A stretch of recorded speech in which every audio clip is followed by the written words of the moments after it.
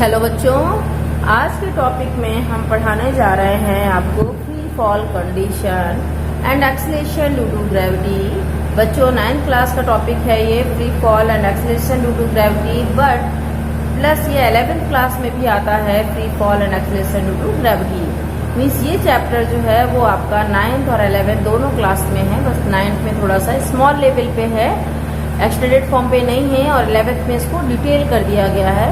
But ये सारे topics आप 11th में पढ़ेंगे। तो अब आप समझ लीजिए फ्री फॉल कंडीशन तो प्रैक्टिकली आप लोग ये देखते हो और छोटे से आप करते आ रहे हो। ग्रेविटेशन भले आपने नहीं पढ़ा है, बट इसका जो एप्लीकेशंस है वो सभी बच्चों ने जरूर देखा होगा। कभी भी कोई बच्चा ऐसा नहीं होगा जो इसको नहीं देखा हो।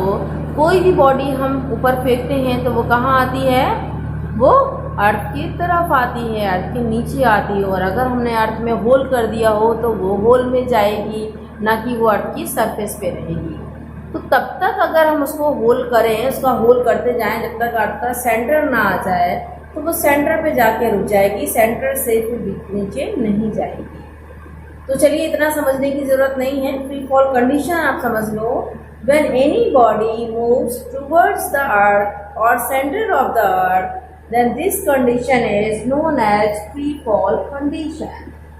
When any body moves towards the earth under the due to the gravitational force, due to the gravity, then this condition is known as free fall condition.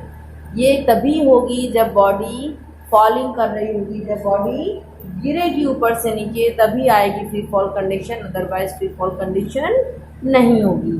ठीक है, तो एक कंडीशन है, इसलिए हम जो है इस पे इसकी टर्म्स नहीं पढ़ेंगे, इसमें कोई सिंबल नहीं है, ये कंडीशन है। आपको याद रखना होगा कि फ्री फॉल कंडीशन क्या होती है जब बॉडी ऊपर से नीचे आती है। नेक्स्ट है acceleration due to gravity. What is acceleration due to gravity? Then acceleration, अभी आपको सेकेंड चैप्टर में मैंने अपने अर्लियर वीडियोज में आपको एक्सेलरेशन समझाया था कि व्हाट इज एक्सेलरेशन। एक्सेलरेशन तब था जब बॉडी मूव कर रही हो और उसकी वेलोसिटी चेंज हो रही हो। वेलोसिटी चेंज हो रही हो मीन्स चाहे उसका मैग्नीट्यूड चेंज हो रहा हो या फिर उसका डायरेक्शन चेंज हो रही है, उसमें आता है एक्सेलरेशन। अब हम जब बॉडी को फेंकते हैं ऊपर से नीचे या नीचे से ऊपर, तो बॉडी हमेशा कहाँ आती है, अर्थ की तरफ आती है। अर्थ की तरफ आ रही है, इसका मतलब क्या हुआ कि अर्थ उसमें फोर्स लगा रही है, और फोर्स अगर लगा रही है देन डेफिनेटली, और मूव भी कर रही है बॉडी, तो एक्सेलरेशन होगा ही होगा। तो an acceleration produced by acceleration by which earth attracts to any body towards its center is known as acceleration due to gravity. The acceleration or an acceleration by which earth attracts to any body towards its center is known as acceleration due to gravity. It is represented by small g. Acceleration due to gravity is represented by small g, not capital G, and its value is 9.8 meter per second square. This is acceleration, therefore its unit is meter per second square. It is acceleration due to gravity, therefore represented by g, small g जो है इसकी value कितनी होगी, 9.8 into metre per second square. ठीक है बच्चों, इतना आपको समझ में आ गया कि what is acceleration due to gravity and what is gravitational constant, what is acceleration and what is free fall condition. अब आता है हम कि what is the relation between capital G and small G. Is there any relation between small G and capital G? Is there any similarities? Is there any differences?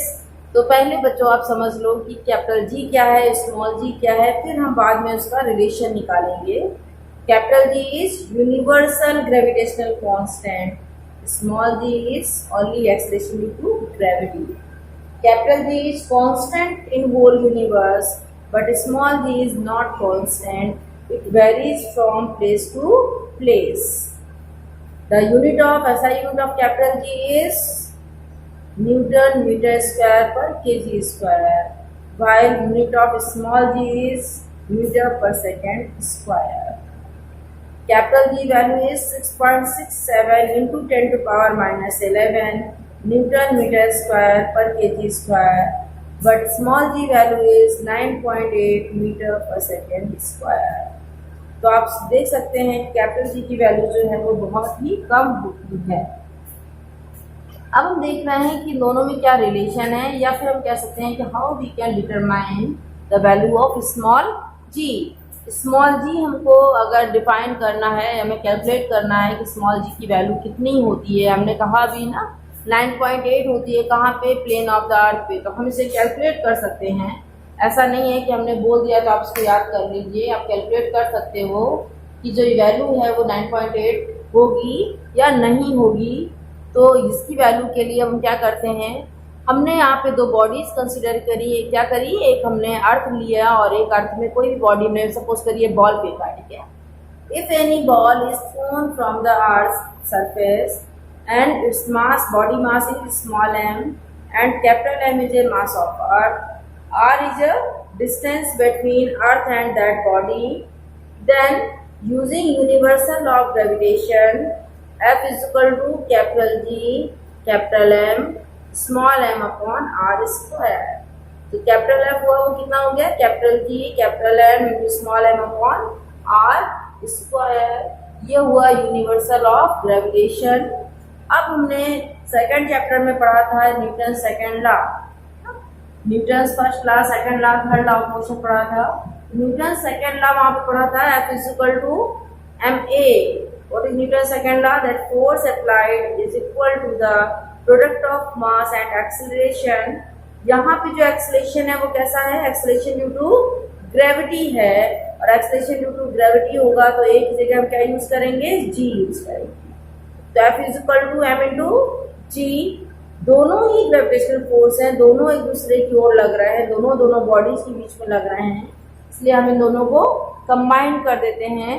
और combine जब आप कर दोगे तो क्या आ जाएगा, F is equal to M G. दोनों में F लेफ्ट हैंड साइड में क्या है, F है, दोनों के लेफ्ट हैंड साइड इक्वल है, राइट हैंड साइड भी इक्वल कर लीजिए।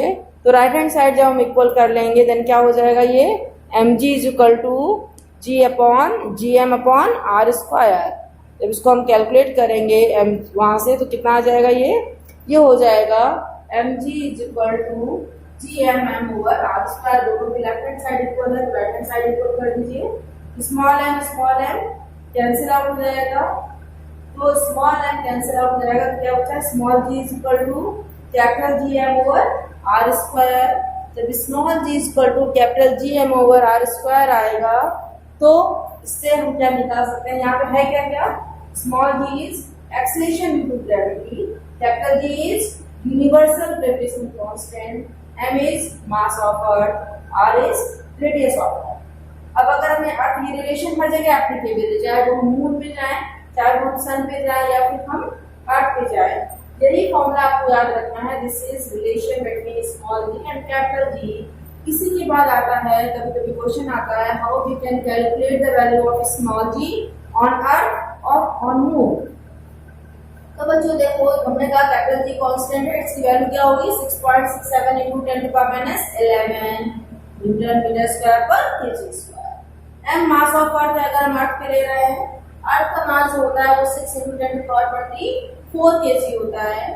तो मास ऑफ अर्थ है, mass of earth is equal to 6 into 10 to power 24 kg and radius जो इसकी होती है, radius of earth जो होती है that is 6.4 into 10 to power 6 metre. आप ये दोनों वैल्यूज यहाँ पे लगाइए, सॉल्व करिए, डेफिनेटली आपका जी है वो 9.8 मीटर पर सेकेंड स्क्वायर आ जाएगा। इसी टॉपिक में हमने दो चीजें पढ़ ली, एक relation between small G and capital G पढ़ लिया, calculation the value of small G पढ़ लिया कि 9.8 होती है कि नहीं होती है, तो वैल्यू भी पढ़ ली, ठीक है। और हमने दोनों में डिफरेंसेस भी पढ़ लिए कि स्मॉल जी और कैपिटल जी में डिफरेंसेस क्या होते हैं। थैंक यू बच्चों।